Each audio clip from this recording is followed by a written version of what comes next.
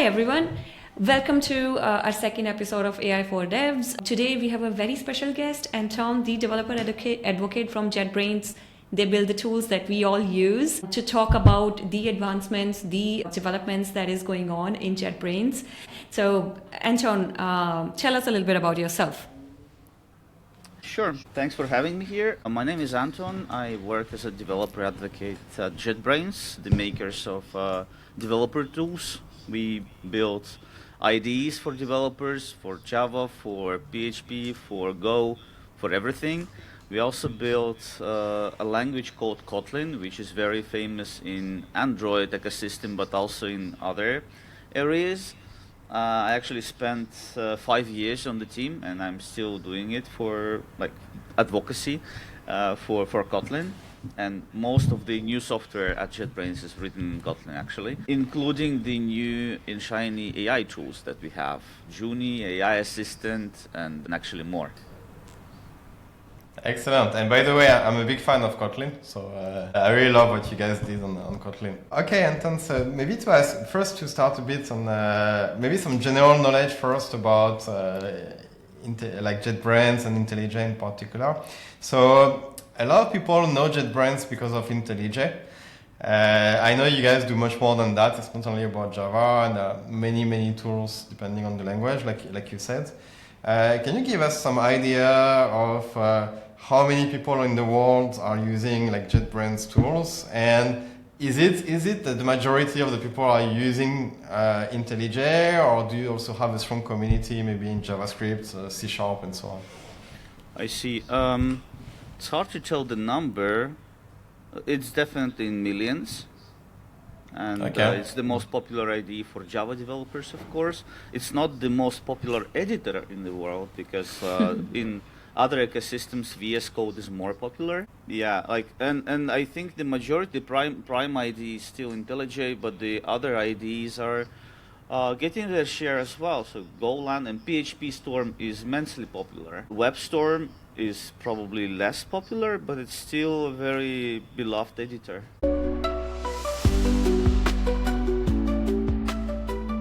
Recently, Anton, I think with the whole wave of Cursor, WindSurf, and like you mentioned, I think these are many of these are folks from VS Code itself. So the adoption of VS Code literally grew dramatically, exponentially. I'm wondering how JetBrains is seeing this rapid growth, and how are you guys kind of dealing with it internally?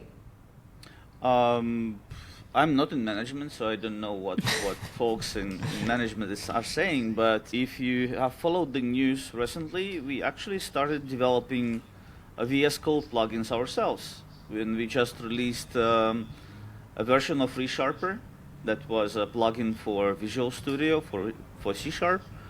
Now it's available for VS Code, and also the version of AI Assistant with an agent, with a coding agent. So even for VS Code, we have a coding agent available sooner than for our own ID. So that's the response. Okay, that's interesting. But for me, I was a bit, maybe to tell you a bit where I came from, basically. So I've been using IntelliJ for so many years. I know all the shortcuts and everything.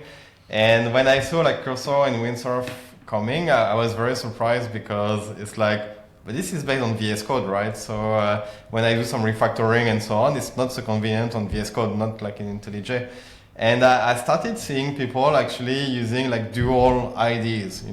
Some people will use IntelliJ when they want to do some refactoring and moving files and so on. But when they wanted to use more the AI coding assistant part, they will actually, even the same Git repository, the same code base, they will shift to VS Code, do that generation, come back to IntelliJ and so on. What happened? Yeah, the reality is that VS Code, being a younger IDE with less legacy in it, has a better platform API for building. It just occurred so that they have a more extensible API for these new things that came, and IntelliJ being a 25 years old platform. Of course it was evolving, but it has so much legacy in it, and it wasn't just ready to provide these good APIs for this kind of use cases. So actually it was not even just a problem for others, it was a problem for us as well. So during the past year, the platform team was extending the platform to actually make it a friendly place for our own plugins with the new requirements. So it took some time, and this spring we actually released the new version of the platform, and there was the release of Junie, there was the release of the new features in AI Assistant as well, and now it seems that the team is moving faster. So like we actually have now WindSurf, some Copilot. other Copilot. Yeah. Copilot doesn't provide the agent yet, but WindSurf does. Claude Code is also available. So we see that people do want to provide the same tools on our platform as well. It's just that our platform wasn't ready to accept new friends. I mean, to be fair, it was a big storm. I mean, nobody saw it coming, right? Like 1 year ago, Copilot was not so good, right? And we didn't expect it to move so fast.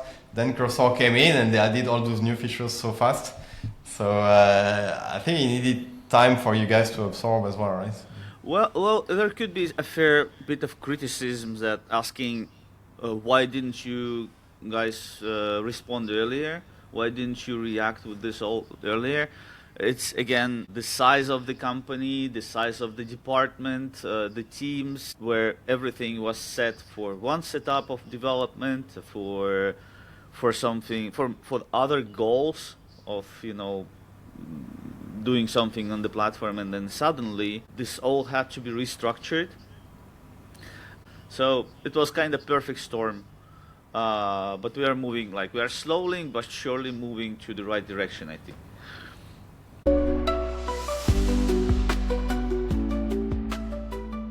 Let's dive a bit into the. I think we will look at it in different ways. I mean, like you mentioned, okay, JetBrains provide an open platform where WindSurf and so on can come, but you also have your own assistant, which is called Junie. So, can you tell us in a few words, how Junie came up and what is the goal for you guys? Well, for me, Junie just appeared. There was a department that was doing something for a year. They said we are going to try building an agent that you wouldn't even use in your ID, like something like Lovable or Replit or Bow.new. And suddenly, in the beginning of this year, they said, okay, we actually have an ID plugin now. That was new, and they said, okay, let's try. Can you build something with it? And so what happened to me, I started playing with it, and I quickly realized that it's a very raw agent. It doesn't have any features. The only feature that was apparently visible was that when you give the agent a task, it will generate a plan and show it to you and then iterate on it. But the plan itself is not fixed in stone. Like it might be dynamic. So while the agent is doing its work, by reaching some task in the plan, it can decide, oh, this task is too granular. Let's break it down into subtasks again.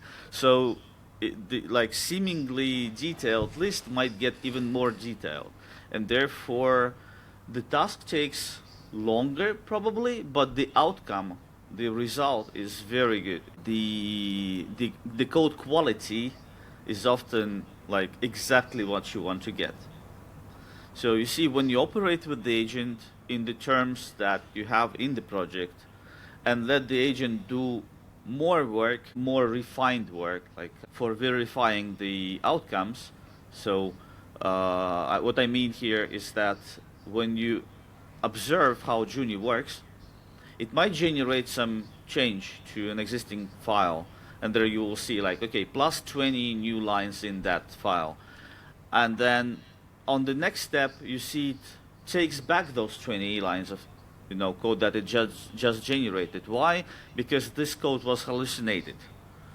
It still uses the LLM like on the back. It will figure out, aha, this code is bad that we just generated. Like it doesn't have enough, I don't know, enough information. Maybe we should provide more information.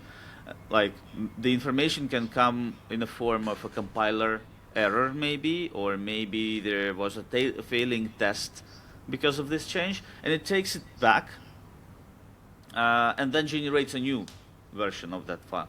So as you can guess, it takes a few iterations, and therefore it feels slower, but the result is better, right? So we are aiming here not at very fast code generation, but at the reduced time to deliver, like from when you start working till when you get the solution.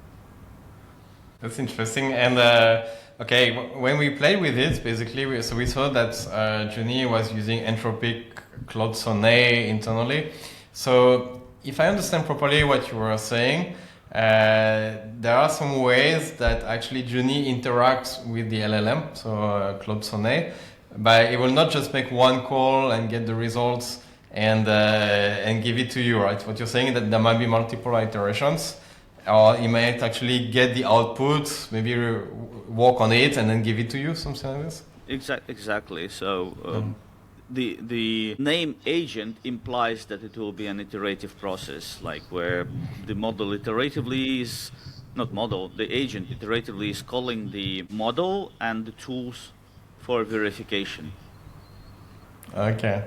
Sounds good. And just one question I was curious about. So when I use Cursor or WindSurf, I tend to run out of credits very fast because basically, especially when I do things which will actually make multiple iterations with the LLM, it costs more, I didn't see this in Junie, so does it mean that the subscription cost is fixed and it doesn't depend on how much you use Junie? No, not definitely not like this. We have a lot of people complaining about the credits, that it runs out of credits. It depends on your, let's say, activity, how much you have used it, and how big are the tasks that you have been doing. Active users tend to exhaust the plan the basic plan pretty quickly, and our suggestion is that if you are using the agent, because the agent is token hungry, is to use the ultimate plan,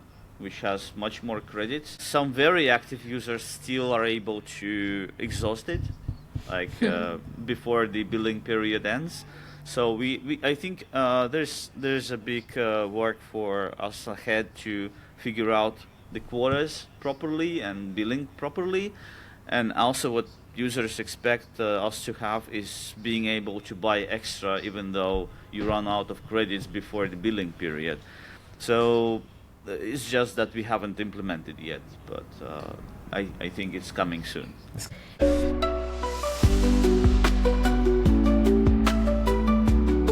So you see, in the end, I have quite a lot of options, right? Because I can use IntelliJ together with Junie.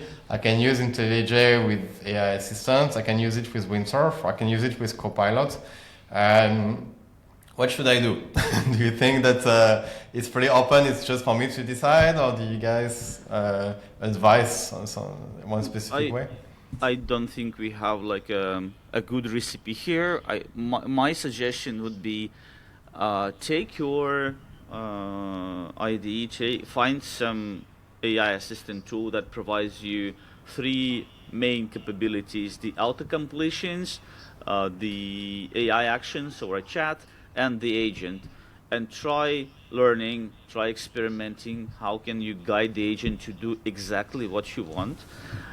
If you recall how you started programming, you had to learn the language, you had to learn the IDE, do all the refactoring, shortcuts. It wasn't a process that took you one day. It's the same with those new tools. They are different. You need to develop, as I said, the intuition on how to phrase those questions. And I see sometimes people are phrasing those questions differently, the prompts, and either getting good results or not so good results. and because the expectations are way too high, they are just disappointed when it doesn't do what it was expecting to do. But it would be also a big mistake discarding the whole category of the tools. Like, you actually have to spend some time there. Okay, sounds good. And just, I was curious to have your point of view on, it's quite interesting what happened on the VS Code side, the fact that, like, for example, WindSurf started as a plugin for VS Code, and they realized that as a plugin, they couldn't do enough. So they actually created a fork of VS Code. Cursor is the same, it's also a fork of VS Code. How is it on IntelliJ side? Like, for example, like when you see Copilot and WindSurf, are they just regular plugins, or is it something else? Currently, they are plugins. Technically, they could just, because IntelliJ IDEA Community Edition, the source code is available under Apache 2.0 license. They could technically just take the sources and start developing with like their own distribution of IntelliJ. That's not forbidden. That's we don't block anything. Like, if you do that, it's probably just a huge investment of man hours that you will need to do because of all the legacy in the platform that we have. IntelliJ's UI is implemented using Swing, which is Is this okay? sort of an ancient technology. Like, you get a lot of technical problems that you will have to solve theoretically in the future if you do the fork of IntelliJ. The forks of VS Code, they do have a problem today because Microsoft started blocking the marketplace. But the next step recently was that they are adding the Copilot into the open source repository for VS Code.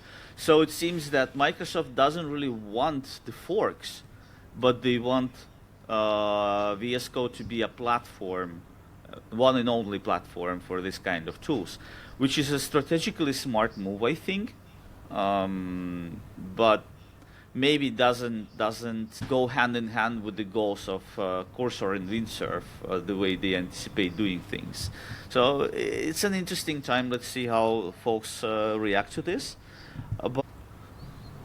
Sounds good. So how is it, for example, with WindSurf and with Microsoft? Like, are you guys like really collaborating together for those plugins? As far as I know, for WindSurf, our folks help them to get the first version of the plugin. For Copilot, there's a little bit different story. The Copilot plugin appeared like some time ago, and there were actually more plugins that did the same, providing auto-completion was kind of the first wave of those AI assistants that came to our platform. The problem was that people started experimenting and installing too many of the plugins at the same time being enabled, and then they were confused, or even there were collisions between the plugins themselves, how they provide the completion. It just blows up the editor, like multiple agents or multiple AI assistants providing the completion through grayed out snippets of code. In the editor, they might have been overlapping or just breaks the whole thing. So the platform team came up with a unified API for this, so that the plugins can take advantage of that API, and just one of them will be providing the completion. And our own AI assistant actually switches off if you install something that provides the completion, like Copilot. There will be a pop-up saying that, oh, you have Copilot installed, you probably want to use their completions. We're gonna switch off our completions now until you decide otherwise. So our approach is like welcoming. We are okay. If you are coming to as a plugin, you're coming to our platform, we kind of step aside and let you do the work.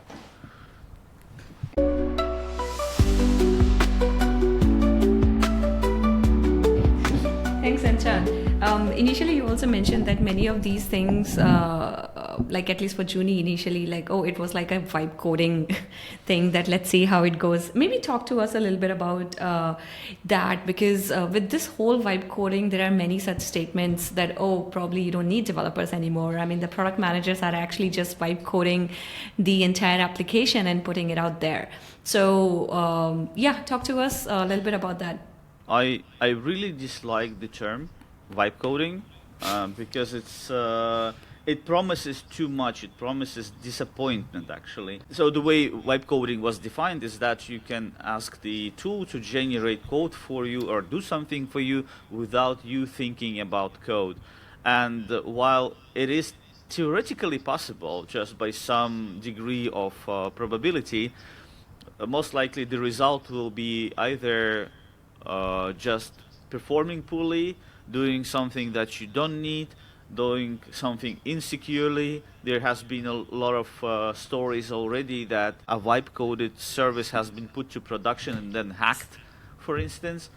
So vibe coding promises something that you as a professional are not needed anymore. But that's not true. The level of technology is not there yet, and probably will not be. Like, the thing is, you probably can stop thinking about the code and start thinking about the high-level terms of how to build the application.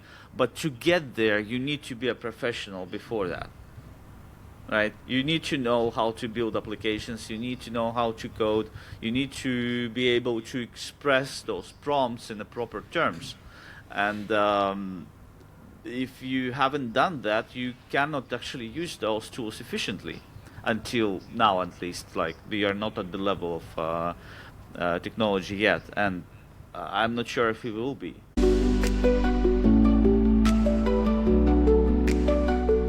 Actually, it's a question that we can see appearing quite often. What does, in terms of my code and especially like my Git repository, if I use Junie, for example, does it simply like read like a few files of my Git repository, or does it scan the whole Git repository? How does it work?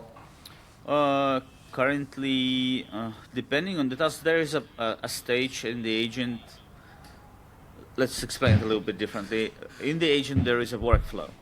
Like, there are many stages, right? At some stage, maybe in the beginning, maybe shortly after, there will be a stage that will try to analyze the project and collect the context for the for the work to be implemented, that you need to collect from the project to be able to efficiently implement the changes that you just requested. Now, it's probably pretty tricky because the agent needs to respect the size of the context window. It cannot just take the whole project and just blindly throw it into the context window and make a request to the LLM. That's not gonna work on the real projects because the context window will not fit everything you need. So it needs to somehow scan exactly what it needs and keep the whole size of the information that it collected smaller than the context window, right? Plus, as you work with the tool, after the first request has been done, you probably will write something else, like adding more constraints, adding more tasks to it, and then the whole information that was previously in the chat that you see in with the results, it needs to go back to the LLM again. But if we were at the capacity on the first request, how can we add more, including the results that were generated previously? This is like a hard problem, so there are techniques how to optimize the information for the context window. Like, some agents are using the memory pattern, like putting something to the memory, depending on the task, of course. Some agents would try to generate a summary when they are at the capacity of the context window and so on. So answering the question that was like in the beginning, no, it will not scan the whole project. It will, try to find the relevant bits, only the relevant bits for for the request, but it might discover something extra because it's still, the whole process is based on probabilities. It might find something extra and decide that it is useful for building this task that you just asked for. Okay. And the scanning is mostly done on my laptop, or is it done is it like uploaded to No. a JetBrains server? Okay. It's done in your ID, so it actually Okay. uses the tools from your ID.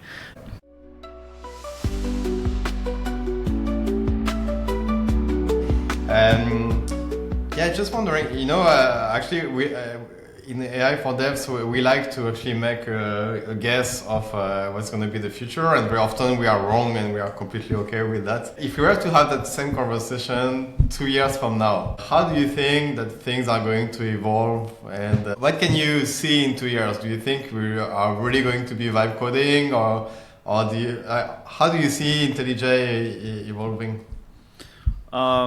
Well, we can think of a few things. The models are getting smarter, right?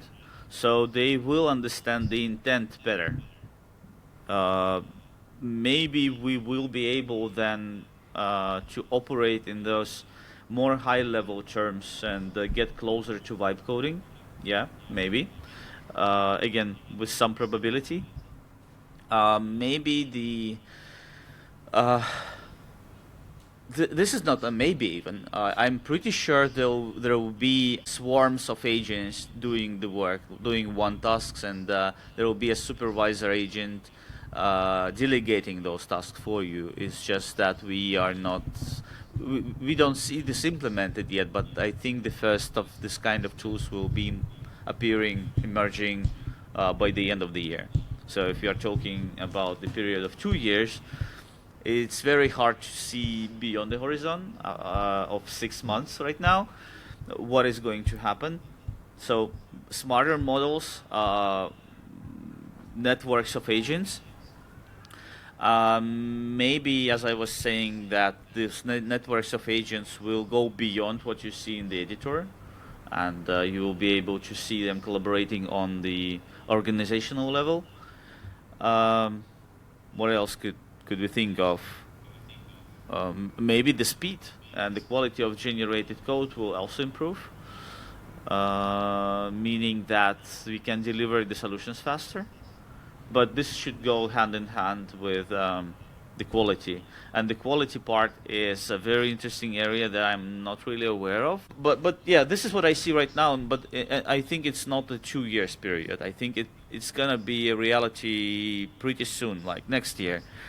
And then it's pretty hard to see where it's going. Like after, maybe we will have the industry adjusting for these new workflows, for these new ways of programming for a while, because the technology might be rushing too fast ahead, so that we are not able to figure out the best practices how to use this technology.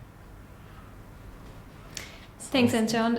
This is actually bringing us closer to the end of our podcast.